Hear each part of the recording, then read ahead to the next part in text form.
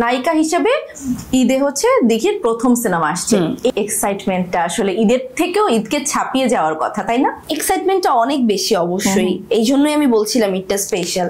কারণ আমি লাস্ট শিশু শিল্পী থাকা অবস্থায় আমার ঈদের সিনেমা রিলিজ হয়েছে এবং অসংখ্যবার হয়েছে, যেমন এক টাকার বউ, চাচ্চু আমার চাচ্চু, চাচ্চু, এরকম অনেক অনেক সিনেমা আসলে ঈদের সময় রিলিজ হয়েছিল। তো ওই সময়টা তো আর আমি এগুলো এত কিছু বুঝতাম না যে ঈদের সময় সিনেমা রিলিজ হওয়া কি জিনিস, বাট এখন আসলে প্রেশারটা বুঝতে পারছি, এখন আসলে চাপটা বুঝতে পারছি, ভালো লাগাটা আসলে এখন ওভাবেই কাজ করছে। এই জন্য আসলে দুই সময় হলেও এখন আমি খুব বেশি ফিল করতে পারছি। সিয়াম আহমেদ বেশ ডেডিকেশনের সঙ্গে নিজেকে প্রস্তুত করেছে। আসলে দিঘির প্রস্তুতির জায়গাটা কেমন ছিল? আমার প্রস্তুতির জায়গাটাও আসলে আমি বলবো কঠিনই ছিল। কঠিন ছিল যেই কারণে এখানে যে ক্যারেক্টারটা প্লে করেছি, মানে বাস্তব জীবনে কখনোই আমি এরকম না।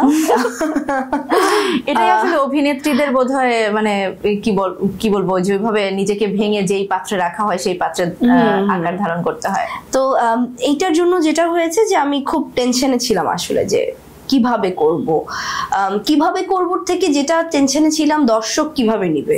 আচ্ছা আমি তো এরকম না, আমাকে এভাবে দেখার পর কি দর্শক আমাকে এভাবেই নিবে না অন্যভাবে নিবে, নাকি জাজ করবে যে না এটা হয়নি কিংবা কি, মানে বিষয়টা আমি আসলে এই জায়গাটা থেকে খুব বেশি টেনশনে ছিলাম। বাট টিম মেম্বাররা সবাই এত এনকারেজ করেছে, স্পেশালি আমার ডিরেক্টর রাহিম ভাই এত বেশি এনকারেজ করেছে যে না তুমি ঠিক করছো, তুমি ভালো করছো, যাই হচ্ছে ঠিক আছে, তুমি বেশি চিন্তা করছো।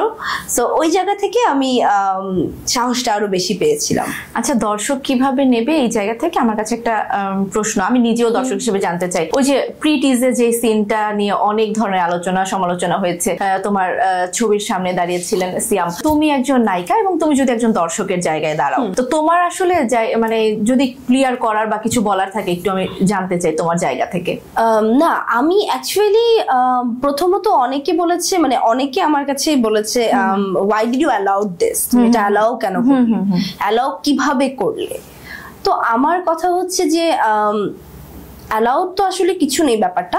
আমার যেটা ছিল যে যখন আমার সাথে সবাই শেয়ার করেছে আমার একটু টাইম লেগেছে যে ডিসিশনটা নিতে, যে আদৌ কি এটা আমার জন্য ফিটেড কিনা, এটা আমার জন্য ঠিক কিনা, কিংবা মানে এটা গেলে কেমন হবে ব্যাপারটা, এটা একটু চিন্তা করতে সময় লেগেছে। এবং আই মাস্ট সে যে টিম থেকে আমাকে এই স্পেসটা দেওয়া হয়েছে যে আপু আপনার যদি কোনোভাবে মনে হয় যে এটা আপনি এটাতে কমফোর্টেবল না, আমরা এটা আপলোড করবো না। সো এইটার জন্য আমি পুরো জঙ্গলি টিমের কাছে অনেক অনেক কৃতজ্ঞ যে তারা আমাকে এই স্পেসটা দিয়েছে, তারা আমাকে এই মানে এতটুকু পরিমাণের যে জায়গাটা দিয়েছে যে হ্যাঁ আপু যদি না চায় আর হবে না। সো ওই জায়গাটা থেকে আমি অনেক বেশি কৃতজ্ঞ। এবং ওই জায়গাটা তৈরি করে দেওয়ার পরে আসলে আমি আরো বেশি সাহসটা পেয়েছি যে আচ্ছা ফাইন, আমাকে যখন এই স্পেসটা দেওয়া হচ্ছে আমি একটু চিন্তা করে দেখি তাহলে কি আসলেই কেমন লাগবে। এবং একটা টাইম পরে মনে হয়েছে যে আসলে আমরা তো আর্টিস্ট, আমরা পর্দায় ওভাবেই তুলে ধরবো নিজেদেরকে যেভাবে আমাদের ইজি হবে দর্শক পর্যন্ত পৌঁছাতে, কিংবা দর্শককে বোঝাতে ইজি হবে আমার ক্যারেক্টারটা এখানে কি। আচ্ছা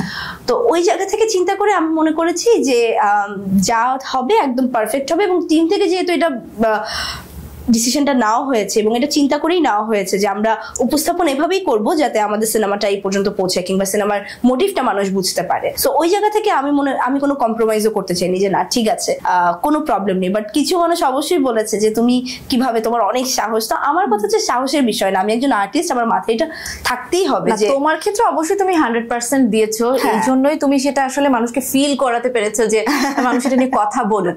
কিন্তু আমি তোমার জায়গাটাও আমি ক্লিয়ার করতে চাইলাম, এই কারণে প্রশ্নটা তোলা যে আসলে এই ধরনের সিন দেখে মানুষ দুইভাবেই কিন্তু মোটিভেটেড হতে পারে, এক সে পজিটিভলি, এক সে নেগেটিভলি। সুতরাং সিনেমা বা অভিনয় শিল্পীরা যাই প্রমাণ করতে চায় সেটা কিন্তু অবশ্যই পজিটিভিটি সমাজে ছড়াতে চায়, তাই? হ্যাঁ একদমই তাই।